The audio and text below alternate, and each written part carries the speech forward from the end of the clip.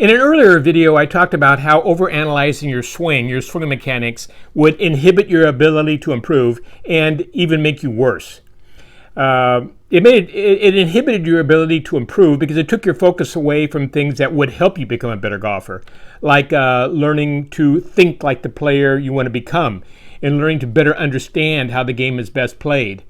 It inhibited your ability. It made you worse because when you're working on your swing, what you take in practice, you take to the golf course.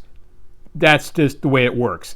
And when you're practicing working on your swing mechanics, you take that to the golf course. And you can't play golf. You can't play effective golf by worrying about how you swing, by trying to create somehow perfect golf swings on the golf course. You swing faster than you can think, so it doesn't work. In this video, I'm hoping to convince you that overthinking your golf clubs will also inhibit your ability to improve and over time make you worse and also cost you a lot of money. It's just a counterproductive waste of time.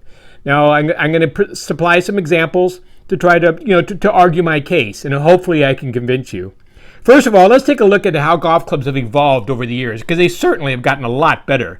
If you looked at, I'm looking at my studio at home, and I found this old TaylorMade Burner Plus driver that I played with in the 80s, middle 80s. It was about the same size head as I played my Persimmon head that I played in the 60s and 70s, but the head was hollow, and the designer could put weights in balance that make it a little more stable. So it was a better design. There's no doubt about it. The length was still 43 inches, and it was heavy, but it was certainly an improvement over the Persimmon driver I had played with earlier. Now, if you look at the modern driver, though, today, with the 460cc head, you'll see that the head of the modern driver is more than double the size the head I played with in the 80s. It's more than double the size. Look at the face. Just a far wider face, bigger margin of error. Plus, this new driver, you can alter the loft, you can alter the face angle, you can alter the lie. It's more stable, rearward center of gravity, more stable and off-center hits. The face, the thin face, the ball's going to come off the face faster with this driver. It's longer, and it's lighter, and it's just better. Everything about it is better. There's just no doubt about that. If you look at the iron I played with I played with these Palmers in the 70s and 80s. They had just a carbon steel blade, a small blade. You see that we had a big hosel back then because the epoxy wasn't very good. The heads would fly off all the time. So we had to put a little pin in the hosel to keep the heads from flying off. That made the center of gravity, the sweet spot, was a little more towards the hosel, a little higher back then. You'll see the narrow sole. Again, the steel, they're heavy. Not very long, heavy shafts. Not like today's. If you look at today's 7-iron, a game improvement 7-iron, look at the width of the sole compared to mine. Big, wide sole, and the face is a lot bigger in the modern game improvement design. There's a KZG HPS. You look at how deep the cavity back is, the perimeter weighting, the offset. It's a light graphite shaft. It's longer. It's just easier to hit. The irons just make the game easier. Even the putter I used in the 60s and 70s, Bullseye. I mean, it was a nice soft feeling putter, but there's no design benefits. It's just a nice soft, easy to use putter. There wasn't even a line for the sweet spot. Today's putters are face balanced. They're MOI balanced. They resist. They resist. They're high MOI. They resist turning. They're designed to make easy alignment, easy to square the face to your target. Everything about them is better. Everything about all the golf clubs today are just far, far superior than it was 30, 40, 50 years ago. It's primarily the golf ball. The golf ball is way better today. I mean, this is the biggest advancements right here. These things just go straight. The balls we had back then were thin balata covers. They kind of spun all over the place if you mishit them. They didn't even stay round. I remember I used to have a little circle in my bag, and I'd have to put the ball through the circle to make certain it stayed round.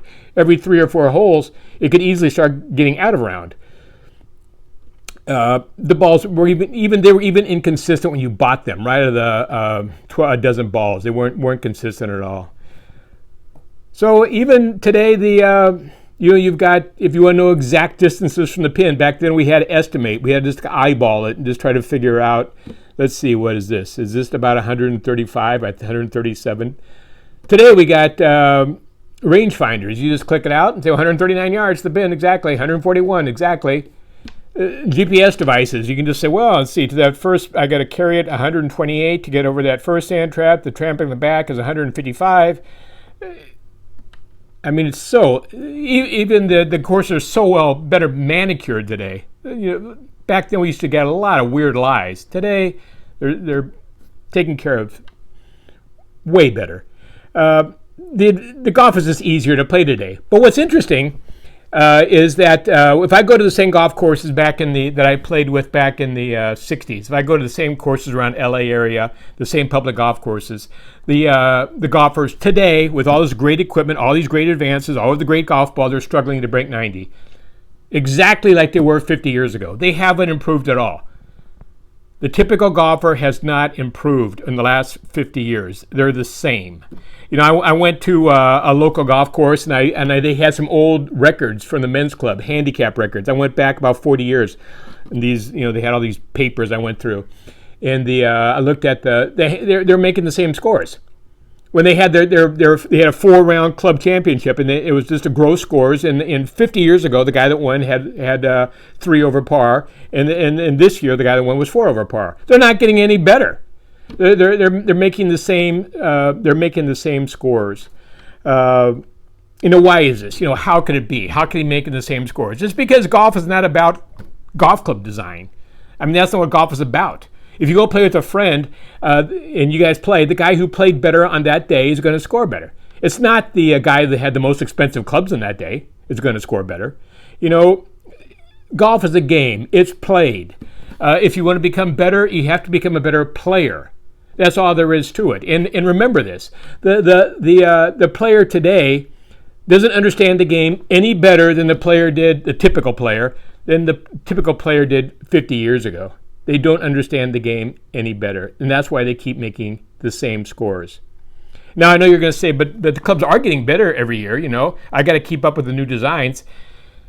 Well, they're not getting better every year, because there's nothing to keep up with. Around 2003, back in that time, late 90s, the golf club industry was going crazy. It turned into a multi-billion-dollar business. Designers were going nuts.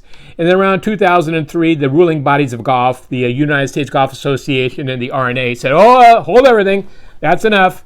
We're stopped. You take a look at this. You see this 460 driver, this 460cc. It's not getting any bigger. If you want to be a legal golf club, we're going to set some guidelines. And if it gets bigger than this, it's not legal. The ball can't come off the face any faster. No more. If it does, it's not legal. You can't. The club can't resist turning anymore. Can't be any more higher MOI than it is right now. Otherwise, it's illegal. They just and since then they've continued to really strengthen their rules. There's never going to be a legal golf ball that your 12-year-old daughter can hit 400 yards. It's simply not going to happen.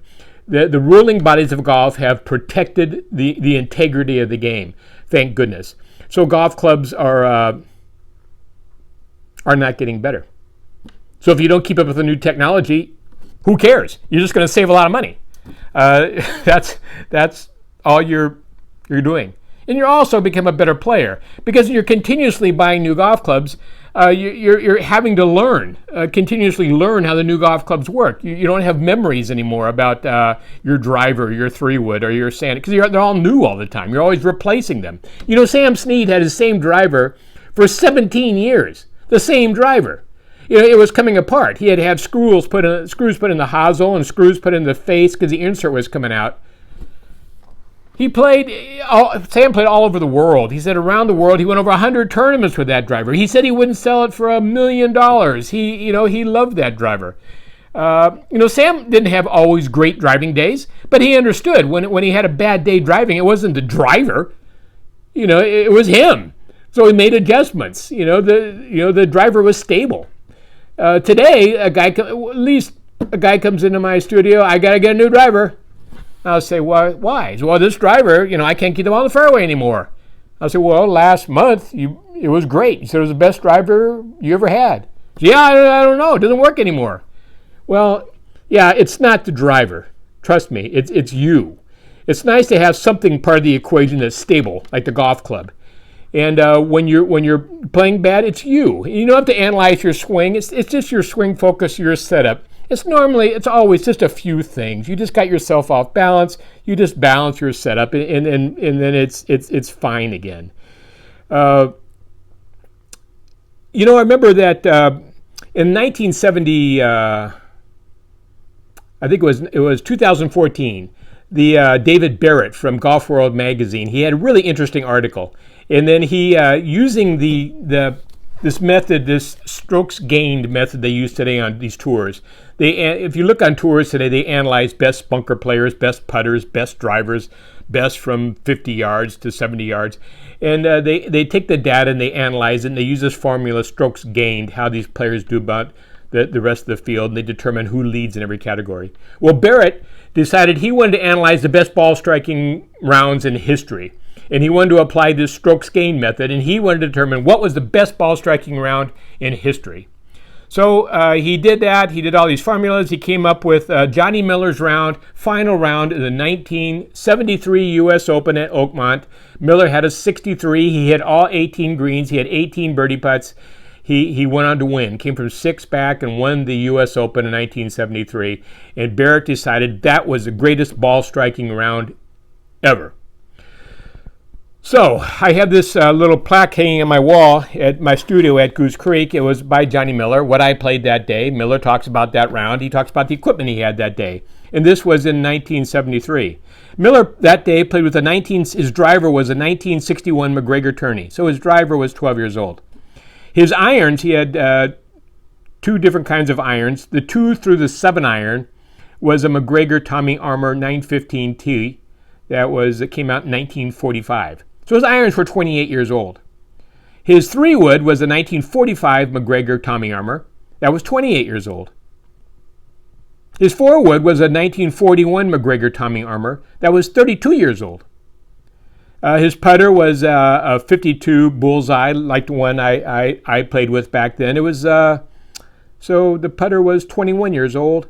His sand iron was the 1959 Wilson Dynapower, 14 years old.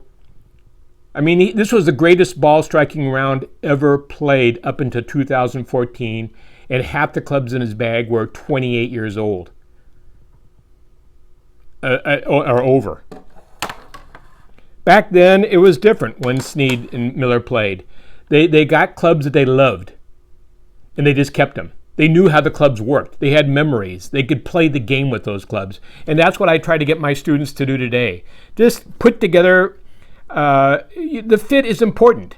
Put together 14 clubs that fit your game, your size and your strength and your basic swing motion. That'll help you compensate for your typical miss. And just keep them. And you don't have to overthink the fitting process either. You don't have to go to one of these places and spend $500 to get fit with 1,000 different shafts and 500. Don't overthink that either. Simply just get fit for clubs that are easy for you to use and keep them. Sam Snead said, and this was maybe 60, 70 years ago, Sam said, you can't go to the golf store and buy yourself a golf game. And that was true. That was true back then, and it's exactly true today. When you stop continually buying new golf clubs, what happens? Well, first of all, you save a lot of money, and secondly, you become a better golfer.